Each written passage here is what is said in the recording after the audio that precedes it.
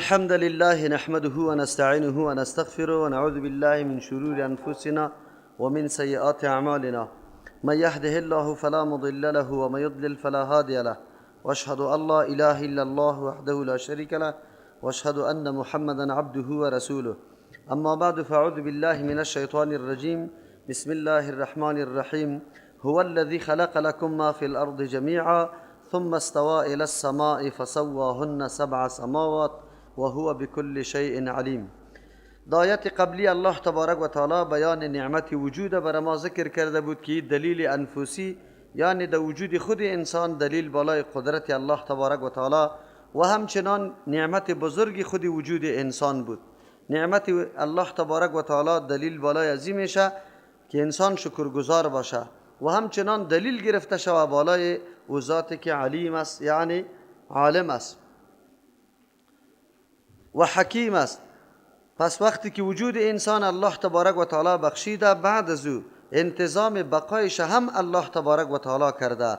در اینجا دلیل دیگری را بر ما ذکر میکنه امرای انعام دیگه.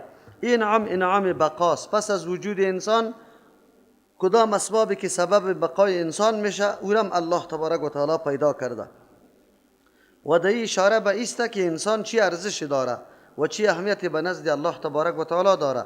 ما میبینیم آسمان و زمین و آن چیزی که در بین آسمان و زمین است همه مسخر برای انسان است. الله تبارک و تعالی را رام ساخته او را برای خدمت انسان. آفتاب و مهتاب ما میبینیم به یک وضعیت خاصه، به تاریخ خاصه، به کیفیت خاصه میبره، طلوع میکنه و پس غروب میکنه. تبدیل شب و روز همه حالاتی را که انسان مشاهده میکنه دلیل بالای عزیز است که الله تبارک و تعالی قابل پرستش است، کسی دیگری نیست. از خاطر الله تبارک و تعالی توسط کیفی مسئله را ذکر کرده بود. یعنی خیلی جای تعجب است که انسان تنها در وجود خود متوجه شود به قدرت الله تبارک و تعالی و نشانه هایش نظر بندازه، درک میکنه که قابل پرستش و بندگی غیر از الله کسی دیگری نیست. چرا همه نعمت هایی که انسان در وجود خود میبینه یا در بیرون میبینه از جانب الله تبارک و تعالی است. این نعمت دیگه است که هو الذی خلق لكم ما فی الارض. الله یعنی ذاتی که قابل پرستش و بندگی است، او ذاتی است خلق لكم که پیدا کرده برای منفعت شما ما آن چیزی را فی الارض که در روی زمین است جمیعا تمامیشه. در روی زمین همه چیزی که میبینیم برای منفعت انسان است، یا دینی یا دنیوی، یا به ذات از او منفعت میگیره یا به واسطه. تشریح میکنیم ثم استوى الی السماء، بعد از الله متوجه شد، قصد کرد به سوی آسمان، فسواهن، پس برابر کرد آسمان ها را، سبع سماوات، 7 آسمان، و هو بكل شیء علیم، الله به تمام چیزا علم داره. در اینجا از یک طرف برای از اینکه انسان ها درک بکنه که اسباب بقای ما را الله تبارک و تعالی آماده کرده و این اسباب بقای انسان در روی زمین است. چون سکونت انسان در زمین قرار داره، الله تبارک و تعالی نعمتهای بقای خود برای انسان در زمین قرار داده. در زمین همه چیزا مورد استفاده است. الله تبارک و تعالی برای منفعت انسان پیدا کرده. از او خاطر مفسرین نوشته میکنه که دلکم لام برای انتفاع است، یعنی همه چیز انسان از او نفع میگیره. انسان از همه چیز چه قسم نفع میگیره؟ اگر هیچ فایده دیگری نگیره، وجود همه اشیا در بیرون دلیل بالای وجود الله تبارک و تعالی است. وضعیت خاصی اشیا یا نظمی که الله تبارک و تعالی یا رنگ و وضعیتی که در همه چیزا الله نهاده خودش دلیل بالای یکتاپرستی الله است. از او خاطر این منفعتی است که متعلق تمام اشیا میشه. اما الله تبارک و تعالی از همه چیزا فایده مناسبه برای انسان ها مقرر کرده. الله استعداد برای انسان داده که توسط استعداد خود تلاش بکنه، هیچ چیزی را در دنیا بدون فایده نگذاره. از همون خاطر است اگر ما در دنیا هر چیز مشاهده بکنیم الله درش فایده را گذاشته، خو البته حرکت یا جستجو و تلاش به انسان واگذار کرده. چرا الله تبارک و تعالی انسان یک استعداد یا قوه فکر داده، توسط قوه فکر و استعداد انسان میتونه سری همه چیزا حکومت بکنه. از او خاطر ما یکی از جمله دلایل نعمت الله تبارک و تعالی همیسته که برای انسان قوه تسخیر داده. قوه تسخیر ایمانو الله همه اشیا را رام ساخته، مسخر ساخته برای انسان که انسان از او فایده بگیره. از امو خاطر است فضا در خدمت انسان است، بحر در خدمت انسان است، زمین در خدمت انسان است، آفتاب در خدمت انسان، مهتاب در خدمت انسان. البته اشیا دو قسم است، یکی او اشیایی است که واقعا بالفعل یا نزدیک است که انسان از او استفاده کرده میتونه. یکی امور خیلی بزرگ است اگرچه از وس و طاقت انسان بیرون است، اما برای فایده انسان الله او را مقرر کرده، مسخر کرده. مثل آفتاب و مهتاب و سیاره ها را ما میبینیم الله او را تنظیم کرده طوری که انسان از او فایده بالا میکنه و از او فایده میگیره. حالی اگر کسی بگوید که در زهر هم فایده است، در چیزایی که سبب قتل انسان میشه مثل اسلحه چی یا مثلا مار و گشتم و چیزای موزیک انسان ضرر میرسانه، بله اگر همین چیزا نمی بود حتی آتش با وصفی که فایدهش خیلی زیاد است، از آتش سوختن هم میکنه، لیکن یک نوع تعذیب است برای انسان، یا داوری است برای انسان که از عذاب آخرت ای درس بگیره. اگر امی مار و گشتم ای چیزای زهرآگین نمی بود، باز تو هیچ خوف هراسی نداشتی از عذاب الله تبارک و تعالی. از او خاطر انسان حتما فایده میگیره. یا است که در دنیا الله تبارک و تعالی دو قسم اشیا را پیدا کرده، یکی اونموست که ضرر به انسان داره و یکی که نفع بر انسان داره. اگر کل چیزا برای منفعت می بود، قدر و قیمت همون چیزای منفعت والا برش واضح نمیشد، چرا که هر چیز به توسط ضد شناخته میشه. صحت وقت قدر و قیمتش معلوم میشه که انسان مریض شوه، آب وقت قدر و قیمتش معلوم میشه که انسان تشنه شوه، طعام وقت قدر و قیمتش معلوم میشه که انسان گرسنه شوه. از امو خاطر است که الله تبارک و تعالی در زمین همه چیزا را برای منفعت انسان پیدا کرده. پس از این معلوم شد که در دنیا هیچ چیزی نیست که برای منفعت انسان نباشه. البته فرقی است که چقدر تلاش کرده انسان که از همین چیزا منفعت بالا بکنه. از همون خاطر است که یکی از امتیازات بزرگی که الله به انسان نصیب کرده قوه تفکرش است که روزمره قدم به قدم پیش میره و از مختلف چیزای جهان استفاده عظیم میکنه. برق ما کسی نمیشناخت، لیکن الله تبارک و تعالی به او استعدادی که به انسان داده بود توانست که از این برق چه قسم فایده های عظیم و بزرگ به وجود بیاره. برق از کجا پیدا شد؟ الله تبارک و تعالی از آفتاب، از آب، اینمی چیزها را برای ما مهیا ساخته. البته ما اگر ادعا بکنیم که کتاب قرآن کریم اولین کتابی است که دعوت به سوی تحقیقات ساینسی میده، بالکل ادعای ما بی اساس و بی دلیل نیست، بلکه انسان در حالت تحرک میاره. انسان اینطور نمیگه که تو جامعه دمی قسم پیدا شده ای، نوآوری باید بکنی، تو حرکت باید بکنی. هر جامعه که نمی حرکت ادامه میده سبب کامیابی و عزتمندیشان شده از نگاه مادی. چرا این امور مادی است، در این میدان مادیات هم تو اول نمره میشی. کفار توجه خود مبذول به می گپا ساخته، از همین خاطر در این میدان پیشتاز هستند و ترقی کردن. مسلمانا از هر دو ناحیه خود خراب کردن، نه دین خود خوب محکم گرفتن که واقعا با مقتضای دین ما عمل کرد زندگی خود برابر میکردن، و نه در میدان مادیات دنیا توانستن پیشرفت بکنه، در حالی که اصل اصول اینمی اختراعات جدید مکمل توسط دانشمندای مسلمان ها تهیه شده. اروپایا مرهون احسان علم مسلمان هاست، خود اعتراف دارن که ما چیزی را نمیدانستیم، هر چی که ما داریم از ناحیه اسلام است و این نتیجه تفکر دانشمندای مسلمان است. خو مسلمان ها هم به دنیا پشت دادن هم به آخرت پشت دادن، اردویشه، نه دین خود محکم گرفتن و نه در میدان دنیا کامیاب شدن. امروز اینمی بلا و مصیبت دوچار همگی ما و شما شده که دنیا میخواه مسلمان ها را بیخی دیگه در حالت غفلت ببره. مردم نعوذ بالله طرف خواهشات نفسانی، عیاشی و عیش پرستی متوجه بسازه، اصل حقیقت تعلیم و اصل حقیقت درس از پیششان گم بسازه. امروز اگر یک شاگرد پانتون و محصل پانتونی ما تمام اوقات خود برای زیبایی وجود خود، کالای خود صرف میکنه، تمام عمر فقط تلفن گوشش است، فقط موسیقی میشنوه، نعوذ بالله عکسای لچ میبینه. این نیست که سبب عقب ماندگی مسلمان ها میشه، وگرنه امی قوی تفکر در هر کس وجود داره. کافر امی قدر مطالعه و تحقیق میکنه در یک میدان خود میرسانه، آیا مسلمان نمیتونه؟ در حالی که مسلمان در پهلوی خود اینطور یک کتاب عظیم داره که تمام معلومات زندگی در او جمع شده. خو شرطش است که تدبر قوی در این کتاب الله تبارک و تعالی صورت بگیره. شما یاد داشته باشه ساینسدانا قدم خود خلاف قرآن مانده نمیتونه. آن چیزی را قدم میگذاره که در قرآن امکاناتش معلوم شده باشه که این چیز ممکن است.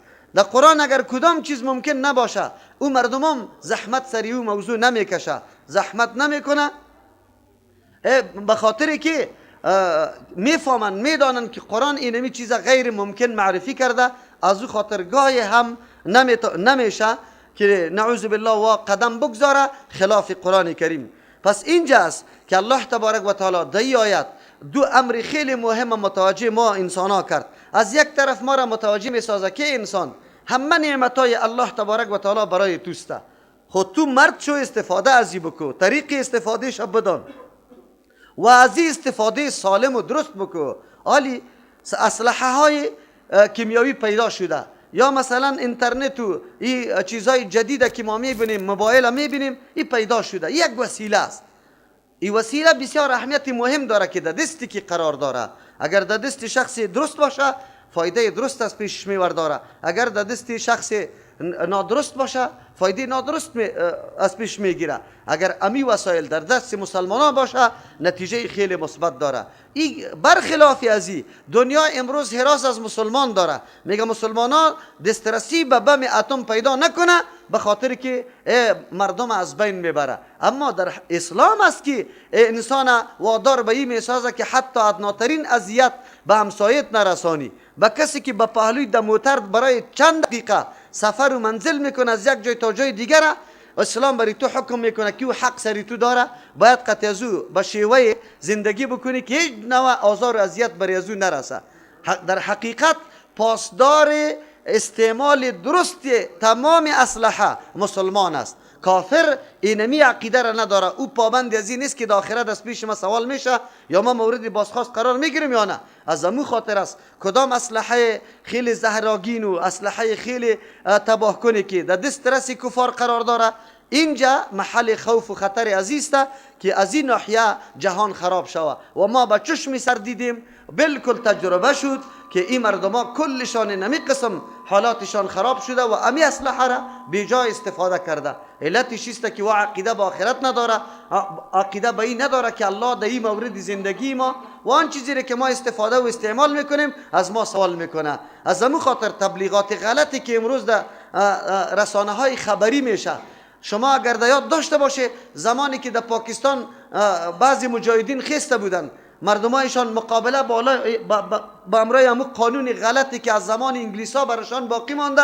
در مقابلی از او قیام کردن. شما دیده که دنیا جهان در حراس بود و می گفتن که در اسلام آباد اینمی مجاهدین نزدیک شده، به بم اتم دسترسی پیدا میکنه و از کدام ناحیه میترسیدن و میترسیدن که آلی اینطور معرفی میکرد به جهان که اصلا بم اتم این مردم غلط استعمال میکنه. لیکن از مسلمان گاهی گپ دیده نشده، بلکه شما خو عملا نشان داده.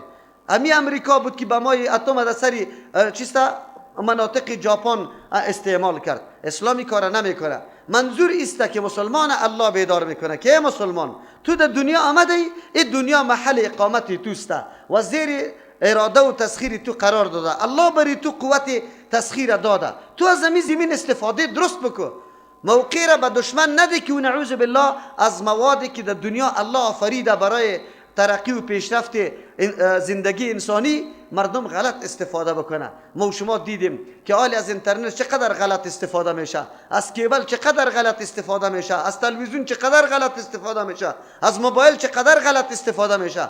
ما دستی امیر در تجربه میگذاریم. یک عالم و یک نفری که علم نداره میبینی، عالم کامپیوترش پر از کتاب است، همیشه بحثش تحقیقش طرف مسائل دینی است، هیچگاه نعوذ بالله تصویری غلط نمیبینه. اما یک آدم فاسق ببینی کل کامپیوترش مملو از عکس‌ها و تصویرات است، تمام روز استفاده غلط میکنه. معلوم شد که اشیاء جهان یا اسبابی که الله در دنیا پیدا کرده این برای منفعت انسان است، به شرطی که در دست انسانی که واقعا انسان است در دست از او قرار بگیره، نه انسان هایی که نعوذ بالله عقیده نداره او خود پابند به یک قانون نمیدانه و میخواه که تنها زندگی خود مد نظر میگیره، اگر مخلوق دیگه تمام میشه هیچ پروایی نداره. جهان امروزی را میبینه، سود به مرحله آخر حاکمیت داره در دنیای غرب. سود چی میکنه؟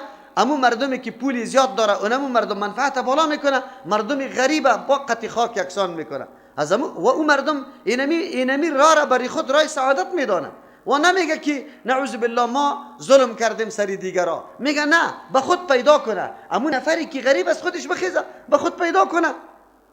نمیگه که اینمی استعداد اینمی انسان نداره یا امی وسیله و اسباب برش برابر نیست، باید کلگی مساویانه از استفاده بکنه.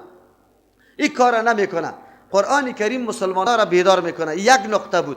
نقطه دیگه ای بود که الله برای شما پیدا کرده آن چیزی که در روی زمین است. انسان تفکر بکو، تأمل بکو.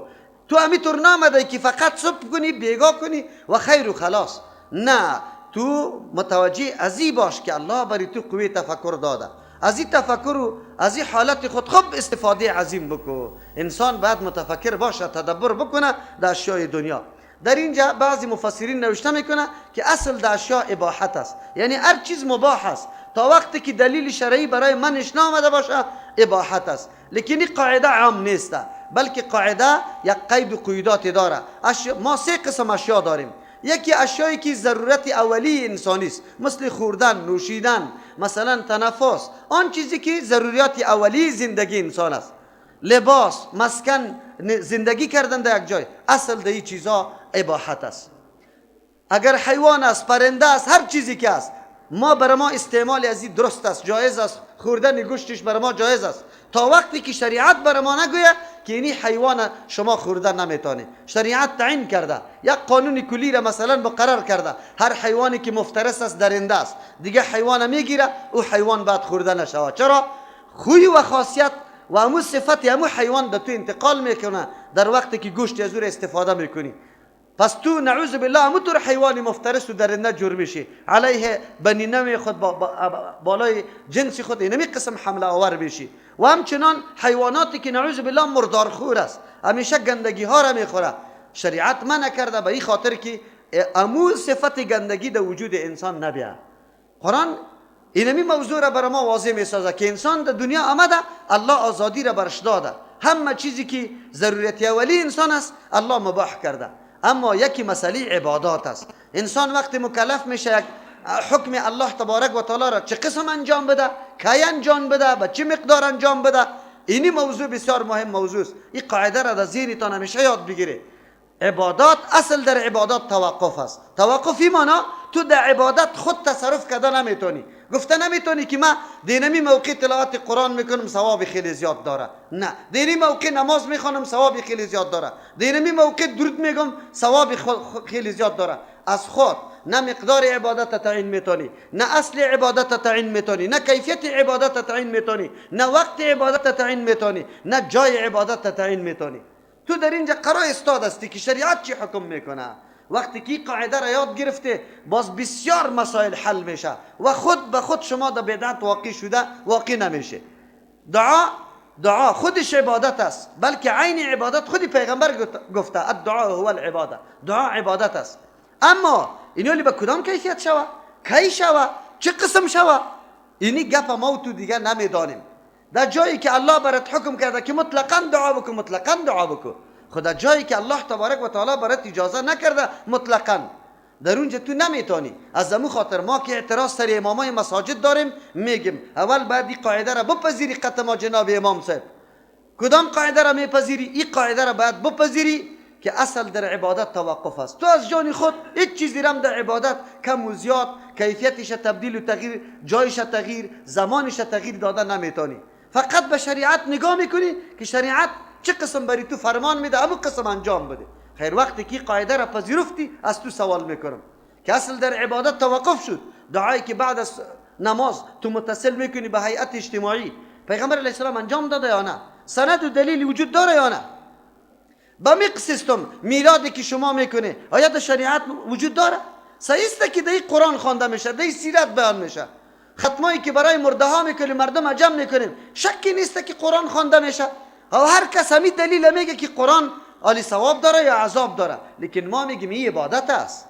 این عبادت باید نقشش پیغمبر به ما تو داده باشه. اگر تو میگی که نه پیغمبر شاید داده باشه، مسئله مرده امر عادی است یا امر خیلی ضروری است؟ خیلی ضروری است. او امری که سبب بخشش یک مرده میشه بسیار مهم است، خیلی زیاد مهم است. شما چی تصور داری که پیغمبر علیه السلام همچو امر بی بیان میگذاره یا بیانش میکنه؟ با بیان، حتما بیان میکرد. ولی در یک حدیثی گپ نامد که در زمان پیغمبر صحابه کرام یک کسی وفات شده باشه و امینجا نقل شده باشه که فلانی صحابی وفات کرد، پیغمبر رفت در خانه از او امرای چند صحابه قرآن اعلا کردن، تلاوت کردن، دعا بر روح حمایت کردن. کسی ثابت کرده میتونه؟ نمیتونه. دین این میره میگه عبادت اصلی مبنایش به توقف است، اصل در عبادت توقف است. از او خاطر ما عبادت خود تعیین نمیتاریم، فقط گوش به فرمان شریعت هستیم که شریعت برای ما چی میگه، که ما را میگه انجام بدی عمل انجام میدیم، که ما را میگه انجام نده بس دیگه خلاص است. باز عقل جنگی نمیکنم که نه این چیزی ثواب داره. امروز که هر قدر بدعت ها رواج شده، از این خاطر رواج شده که علمای ما حقیقت دین درک نکرده، نمیفهمه این قواعد اصل در دین چی است. از همون خاطر همیشه در بدعت واقع میشه. او را خود چی میکنی؟ یکی از علما را دیروز تقریرش شنیدم، خیلی شهرت هم داره، در یکی از ولایات افغانستان است. او میگه که عجیب میلاد چطور نشوه مردم میلاد چطور نشوه؟ چی میگه باز؟ بدعت ها خودی پیغمبر گفته که بدعتی بد گمراهی است، بدعت حسنه خود گمراهی نیست. عجیبه. در او حدیث کلمه حسنه نامده، در او حدیث مطلق آمده کل بدعت ضلاله. یک عالم که امی قدر درک نتانه که نعوذ بالله کل بدعت عام است یا مطلق است، یعنی که قید سیعقتش وجود داره، یک عالمی برجسته خدا میگیره و خودش میگه که آوازی مرا که یک لگ نفر میشنید. عجیب گپ است. تو تعالی را یک لفظ حدیث تحلیل نمیتونی. او میگی باز چی میگه؟ اگر پیغمبر زنده می بود بدعتای ما را او هم انجام میداد. نعوذ بالله نعوذ بالله. خب گوشیتان بگیره. این امام است. این بسیار کسیتایش در دنیا در ولایات توزیع شده، جوانا برش نشسته. الله اکبر. یک عالم در اونجا پیدا نمیشه که امون موقعی که این مردکه میگه که اگر پیغمبر زنده می بود نعوذ بالله بدعت برای ما چی میکرد؟ بگه قطما انجام میداد. نعوذ بالله. خو که بدعتی تو را انجام میداد، اونجا خو پیغمبر میگه کل بدعت ضلاله، هر بدعت گمراهی است و کل ضلاله فی النار. تمام گمراهی در کجاست؟ نعوذ بالله. خیر پیغمبرم در آتش هستد. ببینی کسی پیدا نمیشه که برش بخیزه اونجا. همین علما وجود داره در اونجا که لا اقل یک ادنا اعتراض بکنه. یادتان باشه اعتراض بهترین چیز است. اعتراض انتقاد برای وضاحت حق این اصلی حل کننده تمام مشکلات است. ما اکثر به دوستا میگم که در تلویزیون ها کدام مولوی صاحبا و مفتی صاحبا میایه و وقت بیان میکنه امی شرنگ برش زنگ بزنه بگو با کدام دلیل این موضوع را میگی، دلیل از پیش پرسان کنه. که مردم ها یکی از مولوی صاحبا را رادیو را گوش میگرفتم که گفت که پرسان کرد امی حل اسقاط در کدام قرآن و حدیث آمده؟ مولوی صاحب گفت نه آمده. گفت خیر از کجا پیدا شده؟ گفت فقهای محترم، فقهای بزرگواری را گفته که اینی تو انجام داده شد. بسیار دلم درد کرد. نمبر ختم نبود.